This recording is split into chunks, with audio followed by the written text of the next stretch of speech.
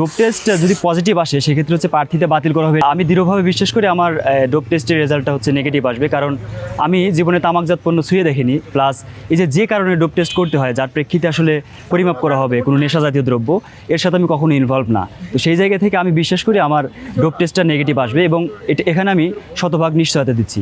আচ্ছা, dope test যদি positive আসে সেক্ষেত্রে হচ্ছে প্রার্থীতে বাতিল করা হবে, এটা একটা সুন্দর সিদ্ধান্ত। তবে আমার হচ্ছে আরেকটা বিষয় জানার আছে নির্বাচন কমিশনের কাছে, আসলে যে ডোপ টেস্ট পজিটিভ যাদের হচ্ছে তাদের পরবর্তীতে সুযোগ দেওয়া হবে কিনা এই একটা বিষয়।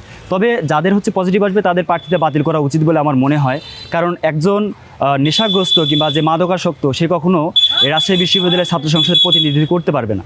সেই জায়গা থেকে আমার মনে হয় যে এই সিদ্ধান্তটা যৌক্তিক। ছাত্র সংসদ হচ্ছে শিক্ষার্থীদের অধিকার এবং সর্বোচ্চ সুবিধা নিশ্চিত করার একটি প্ল্যাটফর্ম। সে জায়গা থেকে আপনি যেহেতু শিক্ষার্থীদের সর্বোচ্চ সুযোগ সুবিধা নিশ্চিত করতে চাচ্ছেন, এখানে সর্বোচ্চ যোগ্য নেতৃত্ব প্রয়োজন আছে।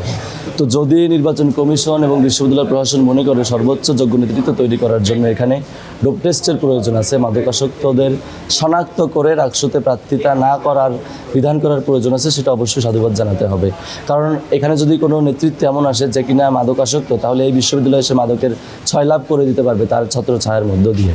কিন্তু বিষয় হচ্ছে ডোপ টেস্টের এই যে প্রক্রিয়া, ইউরিন নিয়ে যে ডোপ টেস্টের প্রক্রিয়া, এখানে এটা নিয়ে সমালোচনা থাকতেই পারে যে একজন প্রার্থী, আমিও নিজেও একজন প্রার্থী, মিডিয়া ও প্রকাশনা সম্পাদক পদে প্রার্থিতা করছি। তো আমিও চাইলে এখানে আমার নিজের ইউরিনের বদলে অন্য কারো ইউরিন দিয়ে দিতেই পারি। কিন্তু পদ্মা সেতু, মেট্রো রেল এবং এলিভেটেড এক্সপ্রেসওয়ে নির্মাণের গর্বিত অংশীদার বসুন্ধরা সিমেন্ট। কিংবা হচ্ছে ইউরিনের জায়গা মিনারেল ওয়াটার দিয়ে দেওয়া যায়।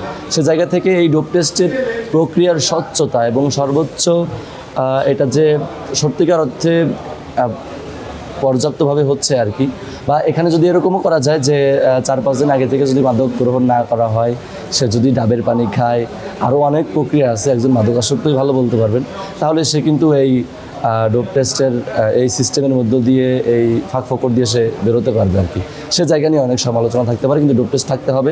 প্রক্রিয়া আরও বেশি উন্নত হইতে পারতো, যাতে করে কোনো মাদকাসক্তই আসলে এই নেতৃত্বের জায়গায় আসতে না পারে, বিশ্ববিদ্যালয়ে সর্বোচ্চ যোগ্য নেতৃত্ব পায়। এই ডোপ টেস্টে যতজন প্রার্থীতা আছেন, প্রার্থিতা করবেন, তাদের প্রত্যেকের ডোপ টেস্টের খরচ নির্বাচন কমিশন বহন করবে, যেটা দারুণ একটা উদ্যোগ।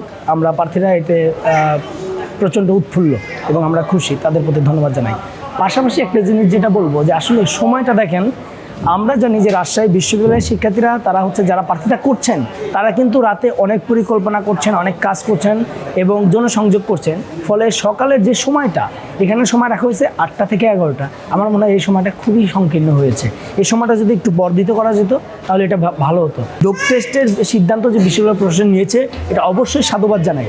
কারণ আপনি দেখেন যে এটা বিশ্ববিদ্যালয়, বাংলাদেশের সর্বোচ্চ শিক্ষিত শ্রেণী, তাদের যিনি প্রতিনিধি হবেন সে নিজের যদি মাদকাসক্ত হয়, তার নিজের ভিতরেই যদি কন্ট্রোল না থাকে, সে কীভাবে তাহলে শিক্ষার্থীদেরকে সুন্দর সুস্থ